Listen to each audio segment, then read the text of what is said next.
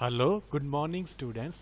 Today our topic is communication and introduction. तो आज हम communication के बारे में पढ़ेंगे, उसकी थोड़ी सी introduction के बारे में हम आज study करेंगे.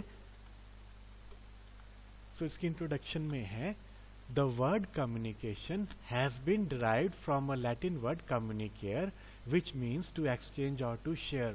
तो ये जो शब्द है कम्युनिकेशन ये ड्राइव किया गया है प्राचीन इटली की एक भाषा हुआ करती थी लैटिन, उसके कम्युनिकेयर शब्द से कम्युनिकेशन शब्द बनाया गया है और इसका मतलब होता था कम्युनिकेयर का टू एक्सचेंज, चीज़ों का आदान प्रदान करना, या टू शेयर, या चीज़ों को आपस में शेयर करना.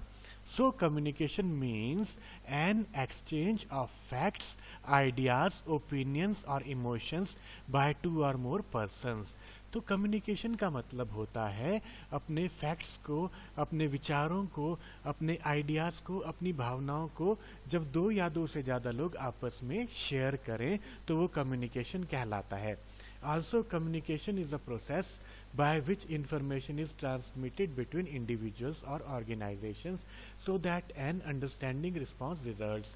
तो कम्युनिकेशन एक ऐसा प्रोसेस होता है जिसमें इंफॉर्मेशन का आदान प्रदान होता है लोगों के बीच में या किसी ऑर्गेनाइजेशंस के बीच में, और उससे क्या होता है आपस में एक अंडरस्टैंडिंग डेवलप होती है लोगों के बीच में या ऑर्गेनाइजेशंस के बीच में.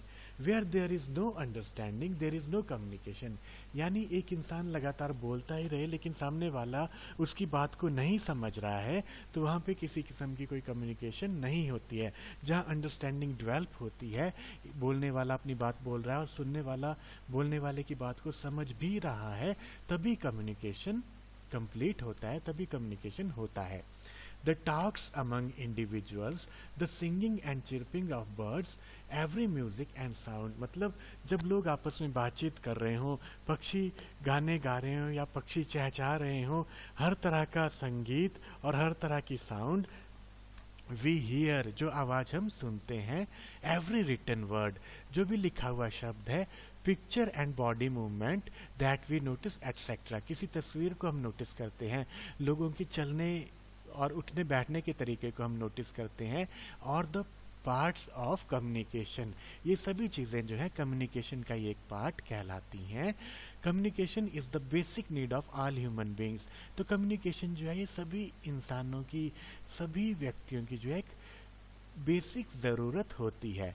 It is the foundation of civilise society. तो एक सभ्य समाज, एक सिविलाइज सोसाइटी की नींव जो है वो कम्युनिकेशन ही रखती है. All the progress made by human beings have been made possible because of their ability to communicate. तो प्राचीन काल से लेके आज तक इंसानों ने जितनी भी प्रोग्रेस की है, जितनी भी तरक्की की है, वो तरक्की संभव हो पाई है क्योंकि इंसान के अंदर काबिलियत थी एक दूसरे के साथ कम्युनिकेट करने की, एक दूसरे के साथ बातचीत करने की. According to Louis A Allen, अब लुइस ए एलन ने एक डेफिनेशन दी है कम्युनिकेशन की, उसको हम देखेंगे. Communication is the sum total of all the things that a person does when he wants to create an understanding in the mind of another. तो क्या होता है, एक इंसान जब अपनी बात दूसरों के दिमाग तक पहुंचाना चाहता है, दूसरों के दिमाग को समझाना चाहता है, तो वो इंसान कुछ एक्टिविटीज़ करता है, और उन सभी एक्टिविटीज़ के टोटल को क्या कहते हैं, हम कम्युनिकेशन कहते हैं. It involves a systematic and continuous process of telling, listening and understanding. तो कम्युनिकेशन में इन्वॉल्व होता है एक सिस्टमैटिक तरीका और एक लगातार तरीका अपनी बात बोलने का, अपनी बात दूसरों की बातों को सुनने का और अपनी बातों को समझाने का. There are 3 types of communication. तो कम्युनिकेशन भी 3 तरह की होती है, उन्हें हम अभी देखेंगे. The first type is verbal communication. Verbal communication यानी बोलकर की जाने वाली communication. Second type is non verbal communication, यानी जिसमें हम सिर्फ इशारे करते हैं, वो होती है नॉन वर्बल कम्युनिकेशन.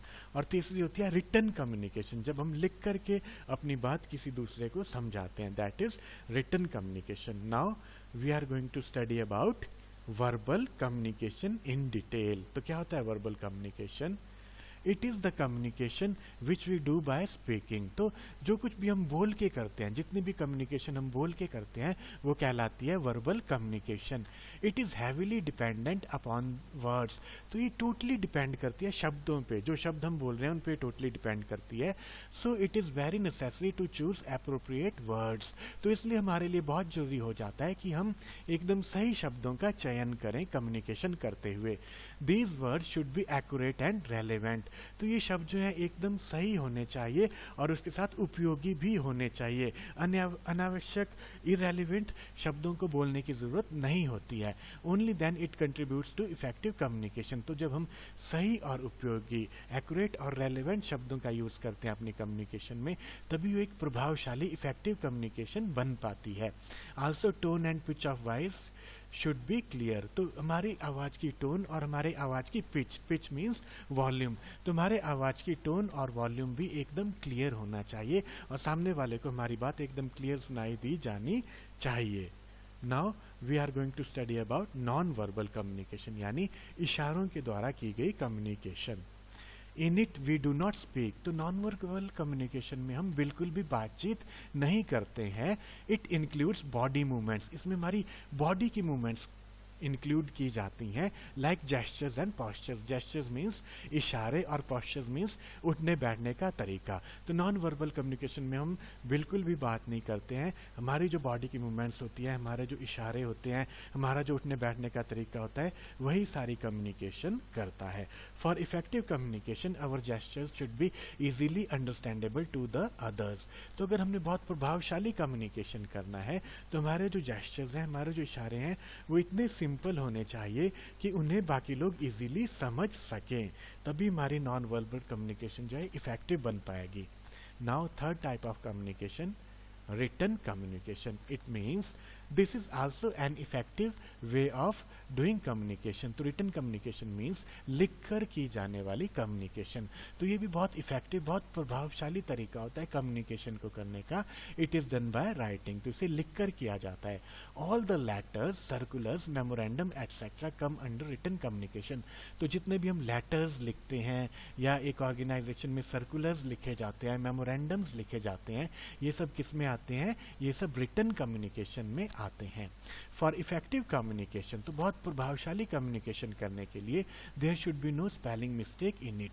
तो ये बहुत जरूरी है कि रिटन कम्युनिकेशन में हम किसी किस्म की स्पेलिंग मिस्टेक ना करें। Grammar should be use properly, और ग्रामर का भी, व्याकरण का भी हम एकदम सही तरीके से इस्तेमाल करें। ग्रामेटिकल मिस्टेक्स भी हमारी रिटन कम्युनिकेशन में नहीं होनी चाहिए। So this was all about communication, it's introduction. ठीक है, अगर स्टूडेंट्स आपको मेरा ये वीडियो पसंद आया तो please like it, comment it, share it and subscribe my channel. Thank you so much for listening students.